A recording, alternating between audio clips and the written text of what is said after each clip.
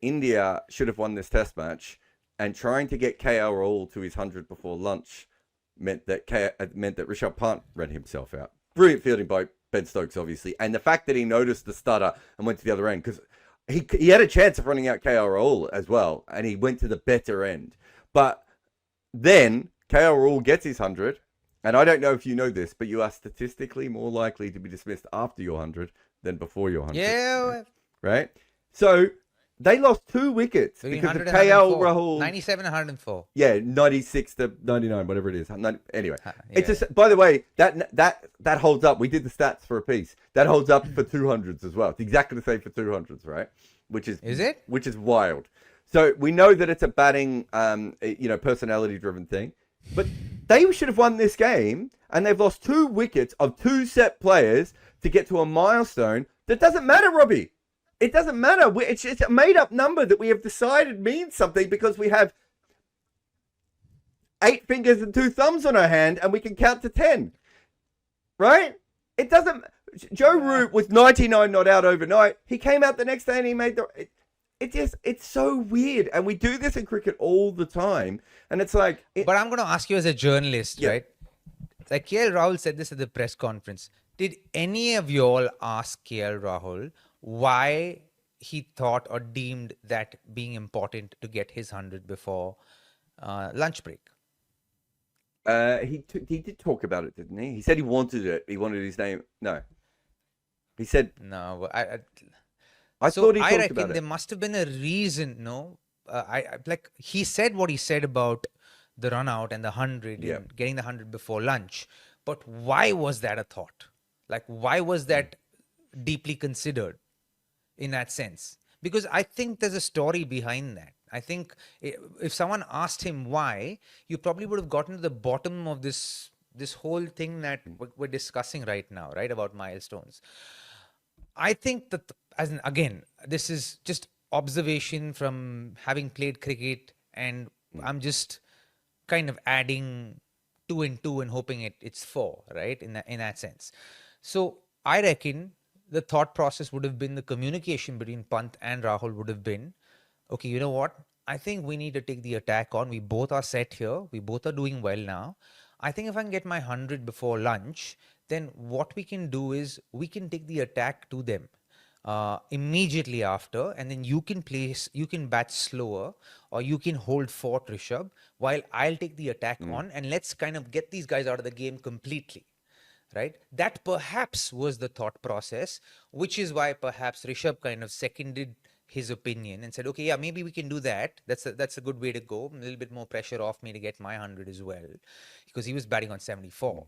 And then, so when he tried to score that boundary but didn't get a boundary and got only 1 run, and then Rishabh got back on strike, he was like, okay, let's try and get a single now so that he can get his 100. Oops. And then, we come in post lunch, and then he takes the attack on, and then we close the game on England there. If someone had asked why, we would have understood. Maybe this could have been the reason, or maybe this wouldn't have been the reason. But we would at least have heard something from KL Rahul.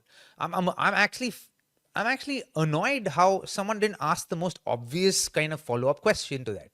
Why? Why were you thinking about getting 100 before lunch? But here's my thing. Let's say you're right, and I think that's a fair way of looking at it. You're still playing for your 100, though. That's where the issue comes in, right? You don't have to play for your 100. 100 runs is 1 more run than 99. It is an artificial concept made up by cricket, right? And I get it, and I'm not blaming KL Rahul, because this is all of cricket's fault, right? Yeah. Too often we look at these things and we put them in the wrong way. And we go about it from this in this style, and it's like, realistically, they lost 2 wickets in a short period of time because of something that wasn't going to help Indian cricket, right? And your job is to try and help Indian cricket. And I've been covering cricket for years. Don't get me wrong. I've seen this happen dozens of times. It's very rare that you see 2 wickets because of 100. It's usually 1, right? But this was a more egregious one, just because they both go out. And it's like, guys, it just doesn't matter. There's the Michael Clark one is really interesting to me. If you look at Michael Clark, and I don't think we would have the graphics here, but if you look at Michael Clark, he basically gets to 100, goes out, gets to 100, goes out for about 12 times, right? And then in his mind, he starts going, I'm only going to celebrate 150th. And from that point onwards, Michael Clark becomes the batter that everyone wants him to be, right? Every batter in the world should be thinking the exact same way, because at 150, there is no psychological issue, right? The issues, as I just said, are at 100 and are at 200, right? And when it comes down to it, it's just not as important as we make it out to be. If cricket is going to be, I know it's an individual game within a team sport, so it's weirder than other things. But at a certain point, you have to just be like, my 100 doesn't matter here. What matters here is we get to lunch and then we do what you said, which is attack after lunch, right? If that's our plan, fine. Yeah. First ball after lunch, I'm going to get a loosener from someone. I'm going to try and take that down, get my 100, or say to Rishabh, you go for a second, let me get my 100, and then I'll go at the other end. We just think wrong in cricket, Robbie. We're all dumb. We're a very dumb sport. We're not a dumb sport. We're a complicated sport. It's a very complex sport. It is a complex sport. It genuinely is. But again, it's easy to sit where we are today and say it shouldn't be about milestones. But and I think that varies from country to country, especially within our sport, because I don't think it would matter in the long run for an English player or an Aussie player. These numbers wouldn't matter too much, right? But for an Indian player, it matters. 100 matters, right? I think they matter for all players, to be fair. But you're right. I think they certainly matter more within the Indian cricket culture than other places. Yes, you get what I'm saying, right? I'm glad you're on the same page. And I think with that, it means a lot more for Indian cricketers, because it means a lot more to the Indian media and the critics alike.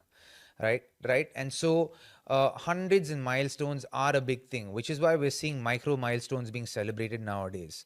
You played 50 test matches, let's celebrate that. You played 75 test matches, let's celebrate that. Everything is a celebration today, right? It's not what it was in the past, where your 100 is celebrated, your 200 is celebrated, your 200th game is celebrated.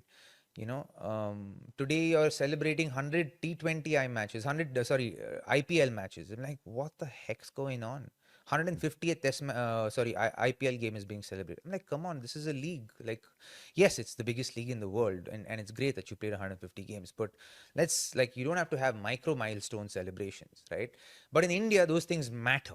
I think that's what I'm trying to allude to. The fact that these things actually matter in India, because the churning of players are so much, and you're constantly scrutinized. They're looking for a reason to cut you. No, exactly. Right? And I understand that. And I also understand that not enough people actually made a point of this when it happened. Right. And so Siddharth here says, all this would make sense if the entire cricket fraternity would stop focusing on these milestones. That's what I'm saying, Siddharth. Right? That we have got ourselves into a situation in cricket. But you won't have the commentators or the broadcasters bring this point to attention, right? They won't talk about it. They don't want it. They want a narrative. They want the big moment. They want the 100. They individually want it for their own narrative, but it's also the narrative of the broadcasters. That's what I mean. The broadcaster, the main broadcaster also is like, we want this. We want more things to talk about, more things to throw out there into social media, right? So these things will always be a par for the course in that sense. Yeah, it's never going away, right? And it's also really importantly that I will keep moaning about it for the rest of my life as well. Yeah. Both of those things. What we're talking about is pretty utopian, right?